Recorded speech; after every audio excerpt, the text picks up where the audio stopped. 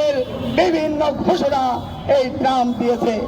অর্থাৎ এই যুদ্ধবাজ জায়নবাদী ইসরায়েলের মাধ্যমে ফিলিস্তিনি জনগণকে তাদের আবাস ভূমি থেকে বিতাড়িত করে ওই গাজা এবং পশ্চিম তীর সেটা মার্কিন যুক্তরাষ্ট্র দখল করে নেবে।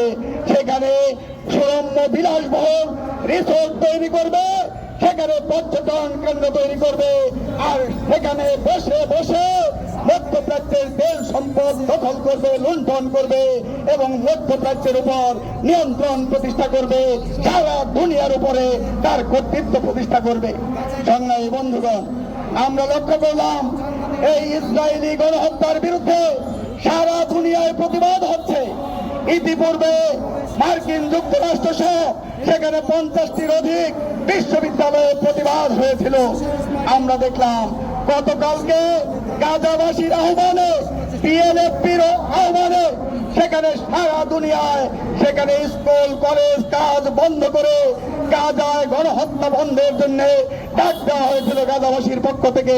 পরবর্তীকালীন সরকার, এই সরকার ওই গাজায় ইসরায়েলি গণহত্যার বিরুদ্ধে যেমন কোন কঠিন যে বিবৃতি পদক্ষেপ আন্তর্জাতিক ফোরামে এই বিষয়ে উত্থাপন করার কোন উদ্যোগ নেয় নাই। গতকাল দেখলাম একটা সাদা মাথা মামুলির বিবৃতি পররাষ্ট্র মন্ত্রণালয় জনগণ সেটা স্পষ্ট জানতে চায়। সংগ্রামী বন্ধুগণ, একই সাথে ওই গাজায় গণহত্যা বন্ধ, প্যালেস্টাইনিদের আবাসভূমি প্যালেস্টাইনিদের ফিরিয়ে দেওয়া এবং স্বাধীন ফিলিস্তিন রাষ্ট্র প্রতিষ্ঠার দাবিতে আজকের এই বিক্ষোভ মিছিল চলছে। আমরা বলতে চাই যে মার্কিন যুক্তরাষ্ট্র তার মদদে ইসরায়েলি জায়নবাদী রাষ্ট্রের অস্তিত্ব যতদিন ওই মধ্যপ্রাচ্যে থাকবে ততদিন মধ্যপ্রাচ্যে অশান্তি দূর হবে না, শান্তি ফিরিয়ে আসবে না। সে কারণে আমরা মধ্যপ্রাচ্যের কৃত্রিম রাষ্ট্র ইসরায়েলি জায়নবাদী রাষ্ট্র তার সাথে বিশ্বের সকল রাষ্ট্রের সেখানে সম্পর্ক সেটা ছিন্ন করতে চাই। মনা মানুষ তারা লড়াই করছে সারা বিশ্বের বিভিন্ন দেশে দেশে, ধর্ম বর্ণ নির্বিশেষে সমস্ত জনগণ মানবতার পক্ষে সেখানে অবস্থান নিয়েছে। আমরাও যেখানেই মানবতার উপর আক্রমণ হবে সেখানে আমরা তার পাশে দাঁড়াবো।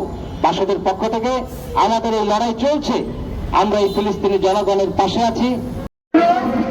শান্তিতে নোবেল প্রাইজ পেয়েছে, সারা দুনিয়ার অশান্তির ছায়া ইসরায়েল গণহত্যার মাধ্যমে গাজাবাসীকে অন্ধকারে নিমজ্জিত করছে, অশান্তির ছায়া সেখানে নামিয়ে আনছে।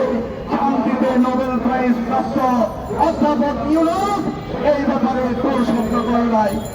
ধ্বংস ইসরায়েলি সরকারের যে নৃশংস আক্রমণ এবং হত্যাযজ্ঞ তার প্রতিবাদে আমরা এই সমাবেশে আয়োজন করেছি। আমাদের নেতৃবৃন্দ বক্তব্য রেখেছেন। আমাদের আজকের বিশ্ব সাম্রাজ্যবাদ, এই সাম্রাজ্যবাদ আছে, তারা যুদ্ধ আছে দেশে দেশে এবং আজকে তারা যুদ্ধ বাঁধে রেখেছে। ফিলিস্তিনের গাজা থেকে যদি সমস্ত গাজাবাসীকে উচ্ছেদ করা যায় তাহলে ট্রাম্পের ওই গাজার জায়গাটা তার প্রয়োজন। সুতরাং সেখানে নারী শিশু সাধারণ ফিলিস্তিনি জনগণকে শেষ করে দেবে, এখানে কোনো মানবতা নেই।